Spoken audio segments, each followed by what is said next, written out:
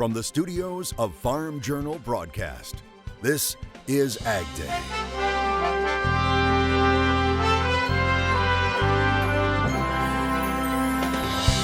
Coming up on AgDay, a competitive collegiate team that's a cut above the rest.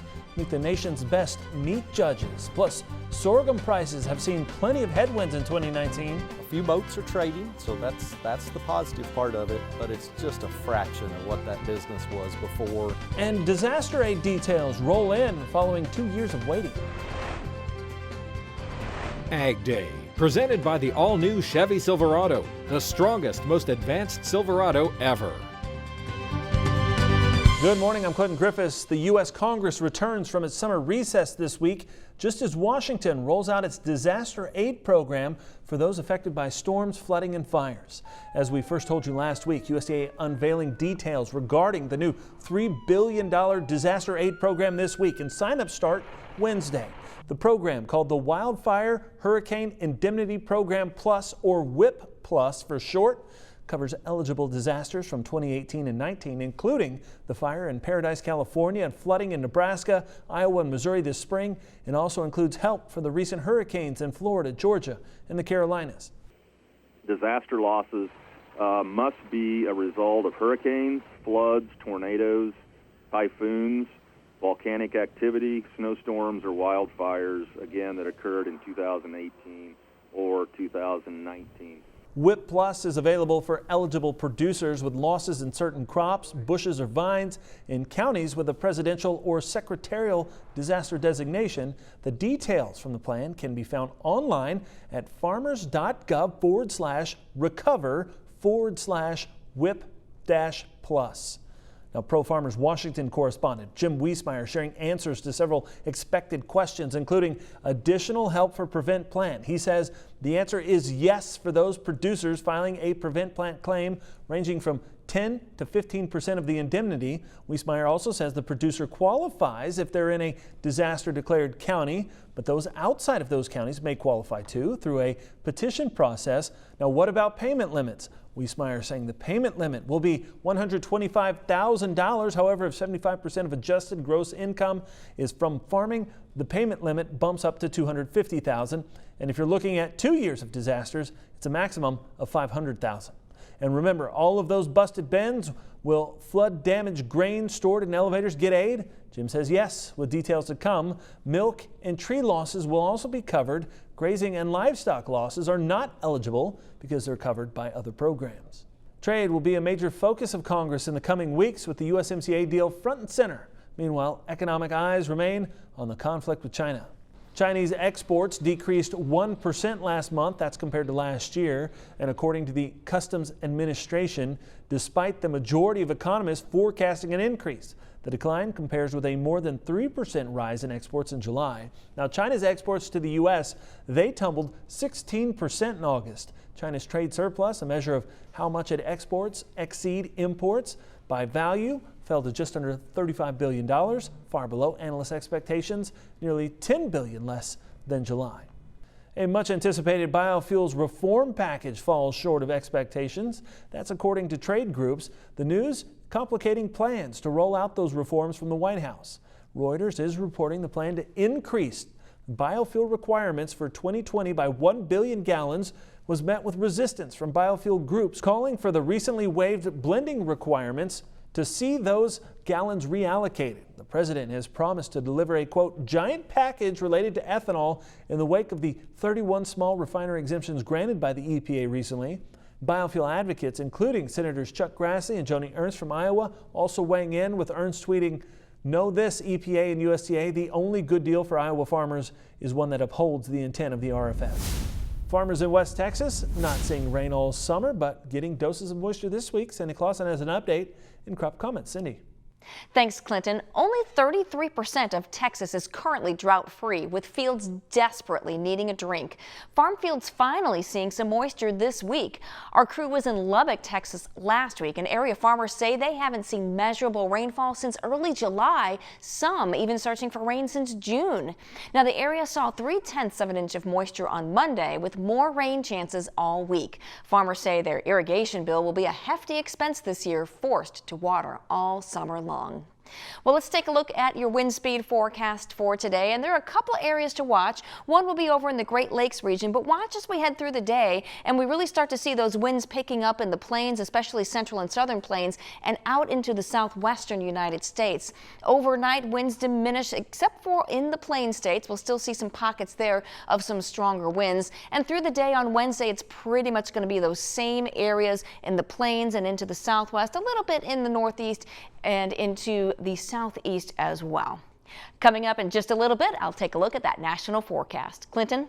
All right, thanks, Cindy. The death toll continues to rise from Hurricane Dorian. Officials in the Bahamas say 44 people have died, and they say the number is expected to rise as teams search devastated areas of the northern Bahamas.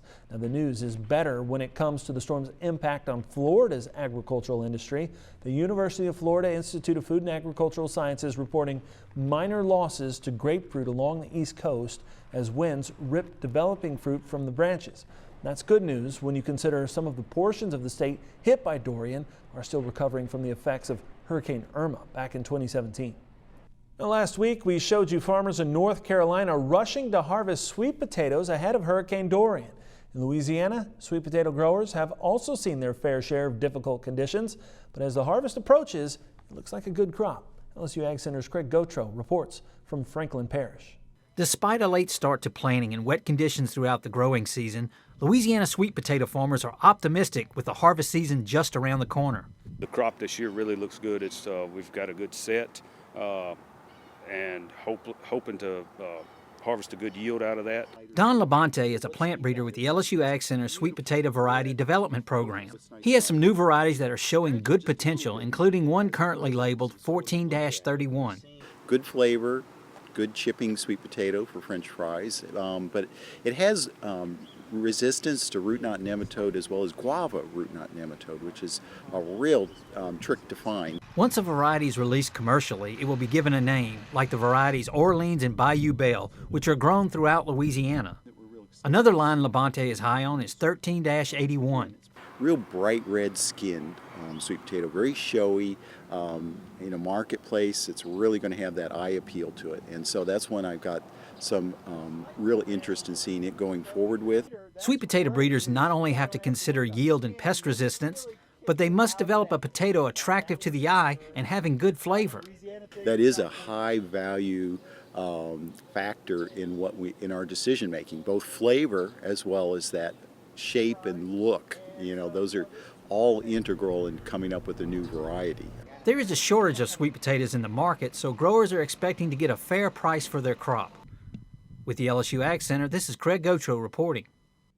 When we come back, what's the biggest hurdle for sorghum producers and prices right now? We'll talk with the National Sorghum Producers CEO, Tim Lust. And later, imagine getting recruited for college in 7th grade. It happened, and it wasn't for a university sports program. It was for meat judging. Details in the country. Closed captioning is brought to you by BASF. Grow smart with BASF. We create chemistry.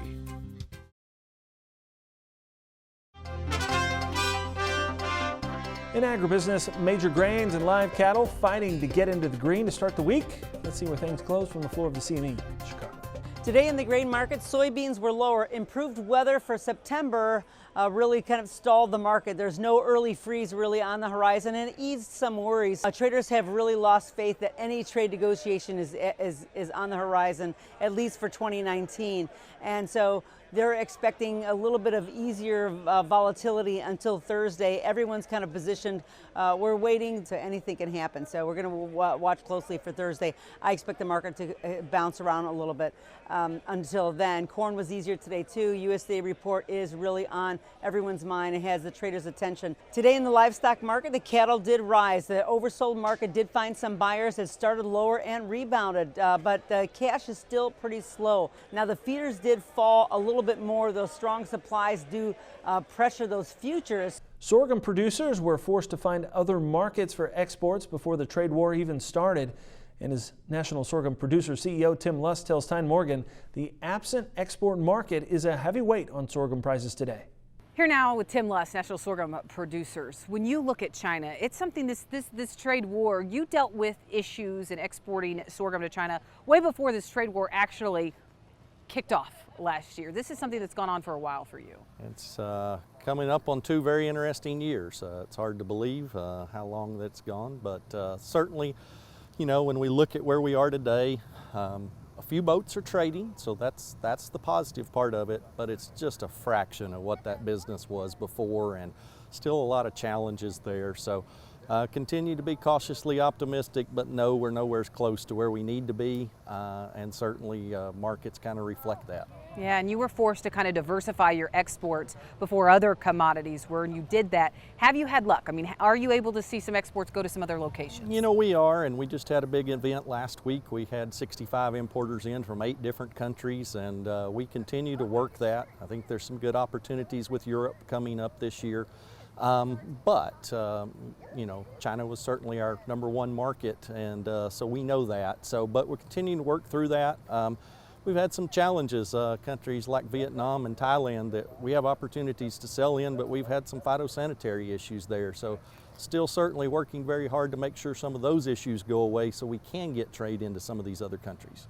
Is trade the only issue that's going to fix the depressed prices that we're seeing for sorghum right now? Well, markets are, and so certainly there is a huge domestic component of our industry that's in biofuels and in ethanol, and so certainly extra demand for ethanol, whether it's domestically with policy here or whether it's internationally with markets around the world, is another way that would be very helpful to us. But certainly that one or the other has to happen for us to have success.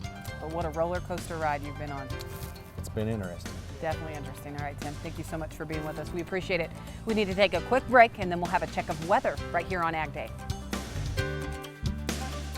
Join Andrew McCrae for Farming the Countryside, a farmer-focused podcast that is all about production agriculture. Farming the Countryside is available wherever you listen to your favorite podcast and is brought to you by Nutrien Ag Solutions, the world's largest provider of crop inputs and services.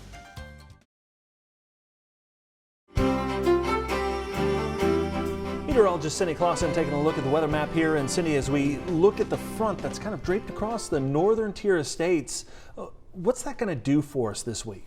Well, it depends on what side of the front you're on. It will bring some rain chances. If you're on the south side of the front, you're going to notice a big jump in temperatures if you haven't already. Let's take a look.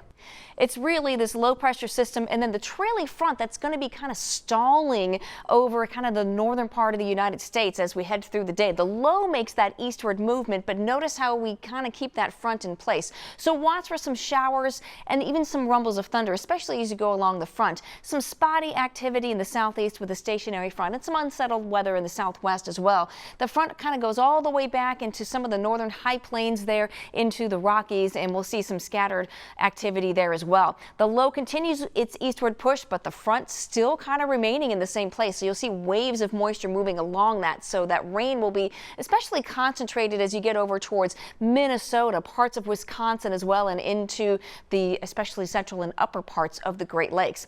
Heading through our Wednesday, we'll see that complex moving into the central part of the Great Lakes. We'll still see more moisture with that secondary low, but again, not a whole lot of movement with this front. If you're on the north side, you're cool. If you're on the south side, especially in the Corn Belt, you're really seeing things warming up. Speaking of those temperatures, or precipitation-wise, I should say, the last 24 hours really has been in the upper Midwest the main focus, but you can see a few pockets where we've had some additional precipitation in the south central Gulf Coast states, a little bit down into Texas as well. Adding on the next 24 hours, it's really going to be the front where we see the heaviest rain there. You can see our model showing well over 3 inches of rain in some of those spots.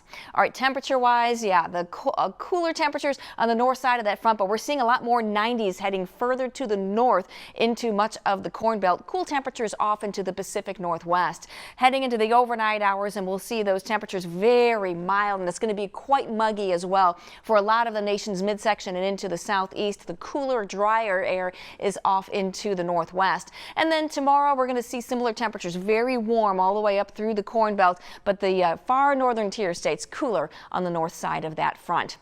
Quick check of the jet stream. We got a ridge in the southeastern United States, a trough out in the west. That's helping to keep you cool there. We've got that warm air in the east. Eventually, we see a little trough coming through later in the week, bringing some rain with that. And then we have a couple of days with zonal flow before another trough comes in and brings some wet weather in the early part of next week to the nation's midsection. That's your national forecast. Now let's check on the weather where you live. Sheridan, Oregon, showers likely for you today with a high of 68 degrees. Newport, Arkansas, partly cloudy and hot with a high of 92. And Thurmont, Maryland, partly cloudy and warmer with a high of 81 degrees. Milk prices have been on the climb. We'll take a look next in our dairy report, and later, move over Alabama and Clemson. Recruits are heading for Texas Tech. We'll tell you why in the country. Your next piece of equipment is on MachineryPete.com. Search equipment from dealerships across the country to find what you're looking for. Only on MachineryPete.com. Closed captioning is brought to you by BASF. Grow smart with BASF. We create chemistry. In our dairy report, Class 3 milk prices starting the week at around the $18 per hundred mark, back near the highs of late July. The USDA rolling out its August price for Class 3 milk, putting it at $17.60 per hundred. That's $2.65 higher than a year ago. Class 4 prices, they fell in August to $16.74, but that's still more than $2 better than August 2018. On the component side, prices are holding steady and also are above a year ago. Coca-Cola says it will be establishing an International Dairy Advisory Council. It comes after an undercover activist video showed alleged animal cruelty at Fair Oaks Farms in Indiana. Fair Oaks supplies milk to Fairlife, which is owned by Coca-Cola. The company says the council will help guide policy improvements when it comes to animal welfare. Coca-Cola says it will also work with Fairlife to strengthen oversight and governance of all aspects of its dairy supply chain. Now, the owner of Fair Oaks has also made several changes since the undercover videos were released, bringing in animal welfare experts and conducting third-party audits. The owner says they've also installed cameras they say will ensure all employee-animal interaction is monitored and reviewed. There are a lot of things to compete at the collegiate level. Well, up next, the serious business of meat judging from one of the best programs in the country. We'll be right back. AgDay, brought to you by the Enlist Weed Control System. More weed control, less drift and volatility, maximum yield potential.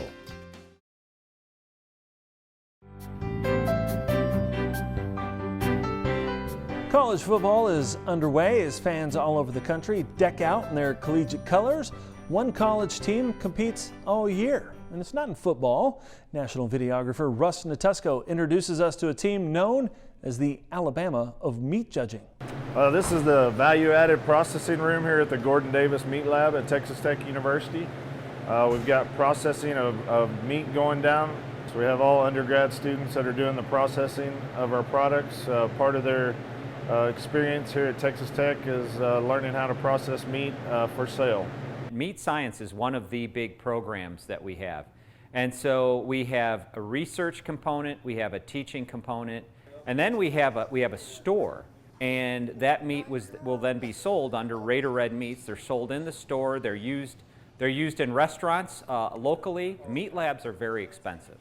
They're very expensive to run and to operate. Came up with a very entrepreneurial idea.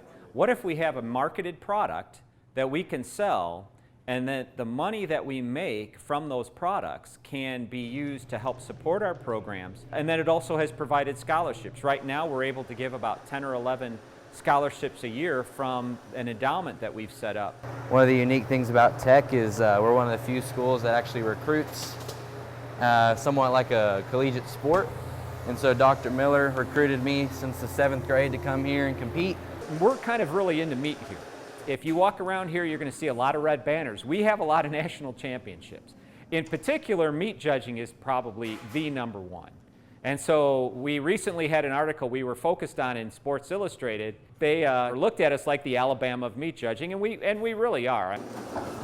You know, we've won 12, 13 national championships. So meat judging, yeah, it sounds like, oh, it's kind of just a fun thing, but there's a lot of very practical skills that these kids take away, you know, when they go into their vocation. They're involved with a lot of aspects of the meat industry. So when it comes time to graduate and mom and dad are like, are you going to have a job? They have multiple job offers. What are you working on?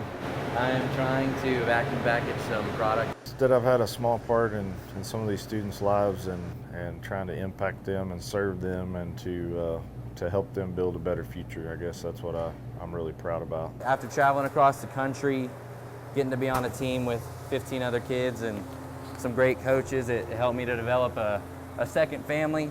To me, what's gratifying is just seeing that, you know, the education that the students get, that we not only provide it in the classroom, but we provide the experiential learning that really prepares them for their careers.